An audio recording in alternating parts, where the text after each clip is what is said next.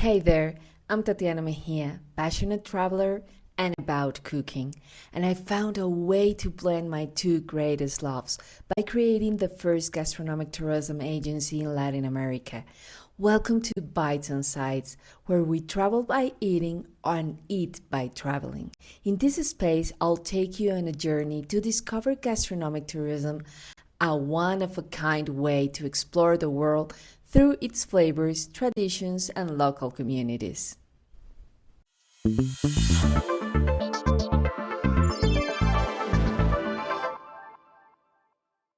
For more than a decade, 12 years to be exact, I have been thinking about writing a book. I saw it as one of those important projects that always end up on to-do list. When I have more time, when the team is more established, when I get back into daily exercise, when. But life, so unexpected and wise, taught me that big projects don't get done when everything is ready. Sometimes they just take you by surprise and shake your soul awake. And that's what happened to me. And I want to tell you that story. It's not just the story of a book. It's a journey through my health, my faith, my dreams, and the decisions that brought me back to myself. And although in this episode I share with you the first part of how the book came about, I want to tell you that this story continues. Many have asked me to tell them the whole story, especially the journey, because yes, it was quite a journey. And I can tell you in advance that the second part is full of unexpected twists and turns.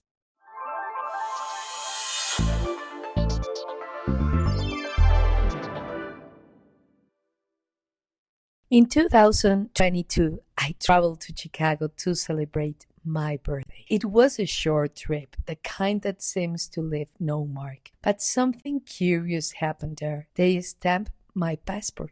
Today, it may seem like an insignificant detail, but later on, that stamp became a divine sign. I returned from that trip happy, motivated, and full of hope for the positive changes we were experiencing at the agency. Gastronomic tourism was beginning to resonate in Colombia and the region, and I felt that many doors were finally opening. We even reached an advanced stage of negotiations with the country's most important bank. They were interested in a campaign where our brand, As Tu Viaje Gourmet, played a leading role. But while all this was happening, something I couldn't see was literally growing inside me. Cysts were silently taking up space in my body until they reached the size of a 6-month pregnancy.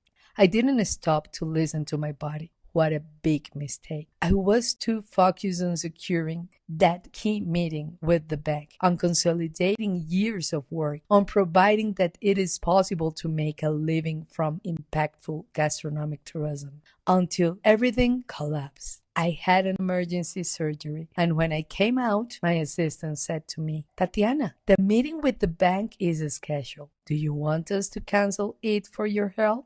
I thought about it just for a second and replied, no, some opportunities don't come around twice. I'll take it from my bed and without a camera. So I did, in physical pain, but with the strength that only passion for what you have built can give you. And that meeting became the gateway to a new stage.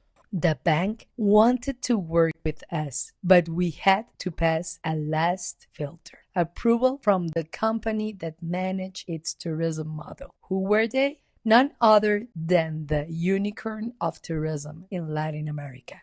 Well, here it comes, the dream leap and the hardest. When they accepted us, I felt that the big leap was finally coming. I gave myself completely. My days were endless. I slept 3 hours a night. And even though my body was crying out for help, I just thought, this is worth it. The investments were huge for us, but minimal compared to the figures they promised us. We were excited. Everything was ready for the campaigns, which were to be accompanied by the most famous artists on the continent. Until from one day to the next, they canceled the contract. Yeah, you heard well. They canceled the contract. No explanation, no response. And that's when everything started to fall apart. I was left with inventories of bottles, aprons, cups, everything we had produced for the trips.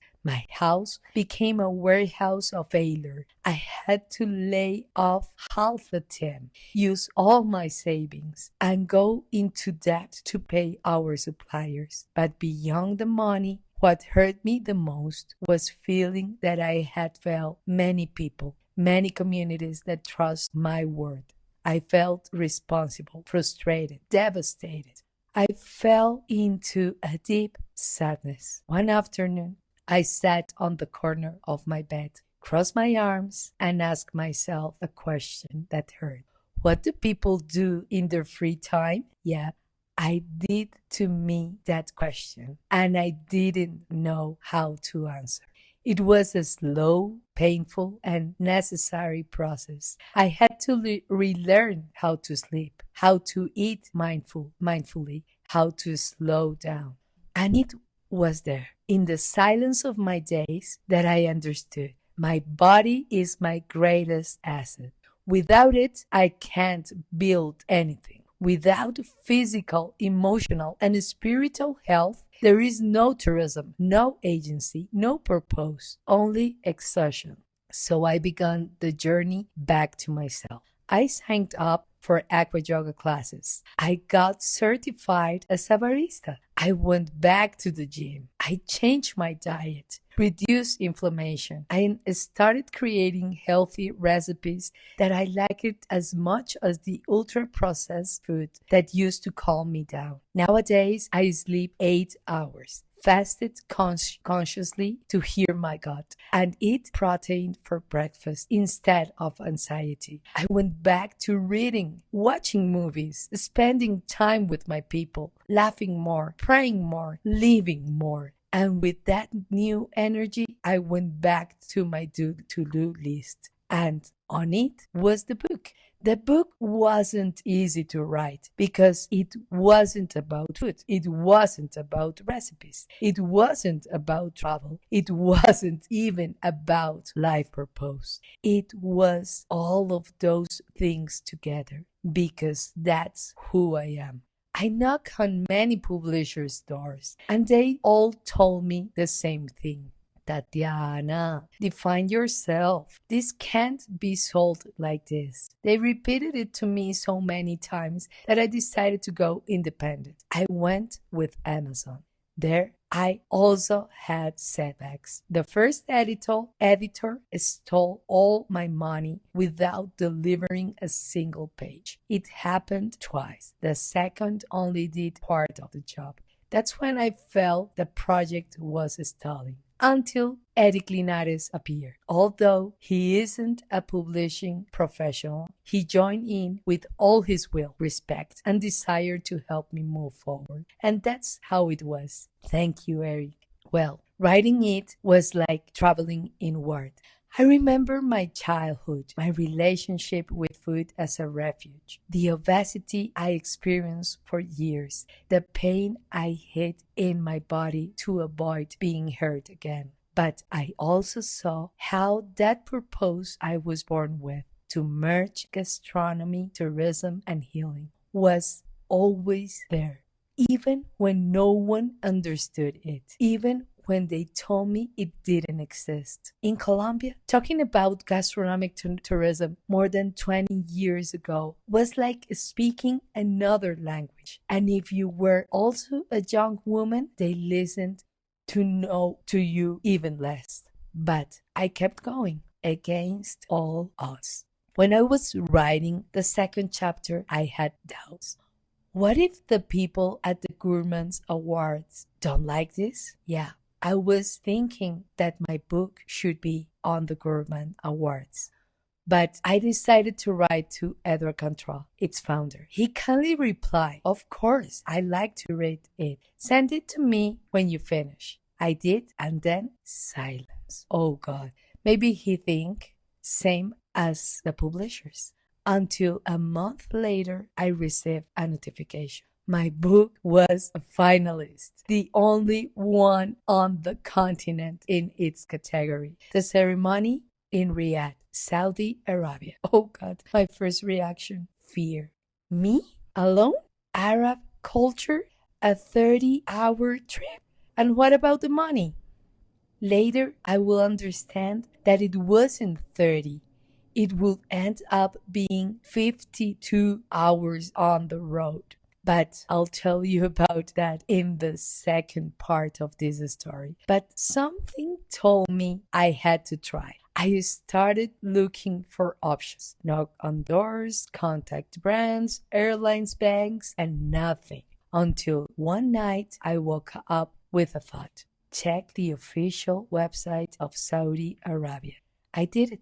And there it was. If you had a US visa and at least one stamp in your passport, you could enter with visa upon arrival. Oh God. Yeah. Remember that trip to Chicago? That stamp? That was the sign. God had already written this part. 2 days before the deadline, the help I needed arrived. A passenger recommended me to his family. Another person asked me to curate her restaurant. A supplier said to me, "I'll help you because you're going to win." Thank you, Freddy Pulido. Even so, I was still short on money. And I said to myself, don't force it, Tatiana. If it is meant to be, God will make a way. And then what I can only call a miracle with an exact time happened. At 5 p.m. on November 25, the money came in. At 5:30 p.m., I issued the tickets. And the next day at 3 p.m., I was on my way to Panama to begin the journey. A journey that was initially supposed to last 30 hours, but a mistake in issuing the tickets turned it into a 52-hour journey, crossing Egypt and the Red Sea, and then returning via Jordan. But that's just a preview, because everything I experienced on that trip, from unexpected falls to entering Jordan without a visa and in a wheelchair, I will tell you in a detail in the second part of this story.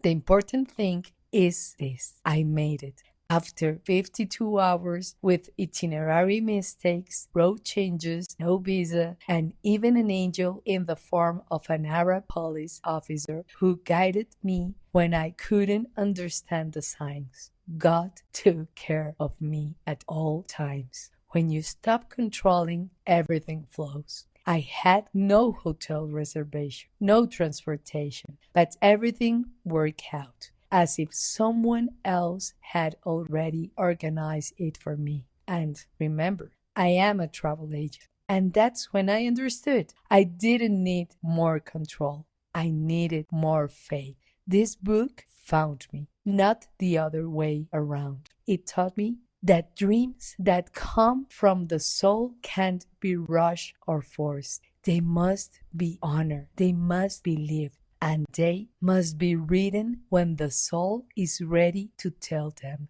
I don't know if you believe in God, but if you have made it so far, I want to tell you something with certainty. In this story, His hand was in everything.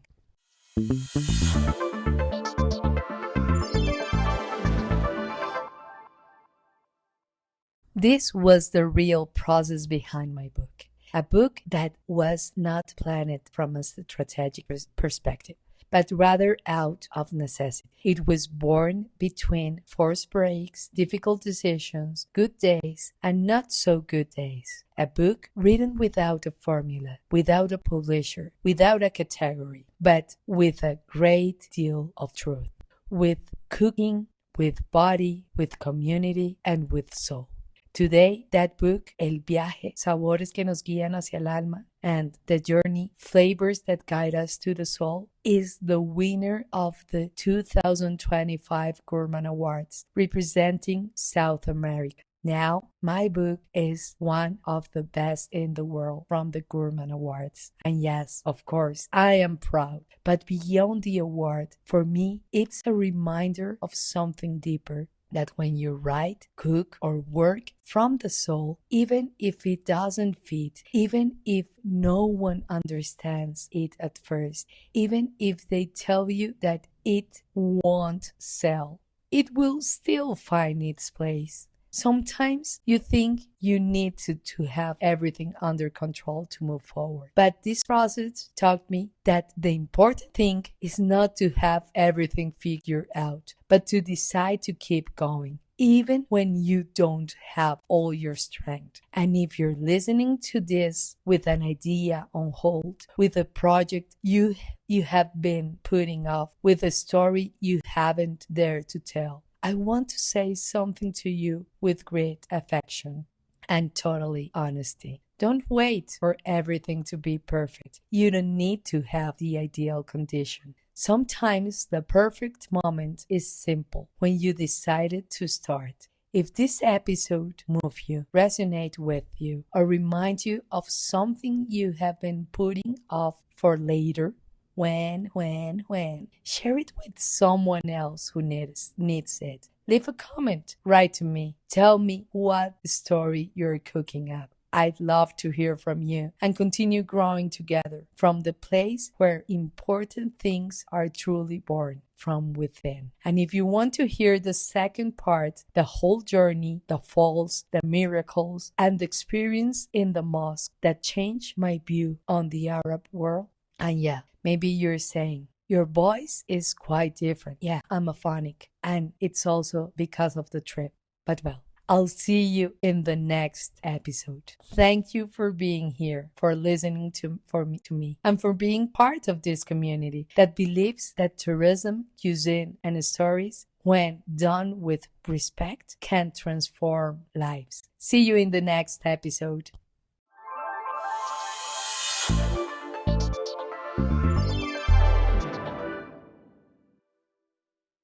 If you enjoyed this episode, I invite you to subscribe to the podcast so you don't miss the next ones. Also, if you think this content can inspire other travelers or food lovers, please share and comment. It's an incredible way to help more people discover this conscious way of traveling. And with that, we close today's episode. Remember that every trip, every bite, it's an opportunity to connect more deeply with the world around us. So wherever you are, don't stop exploring, tasting, and discovering, because in the end, the best way to get to know a place is by eating it. See you in the next episode. Until then, keep traveling with an open palate and heart.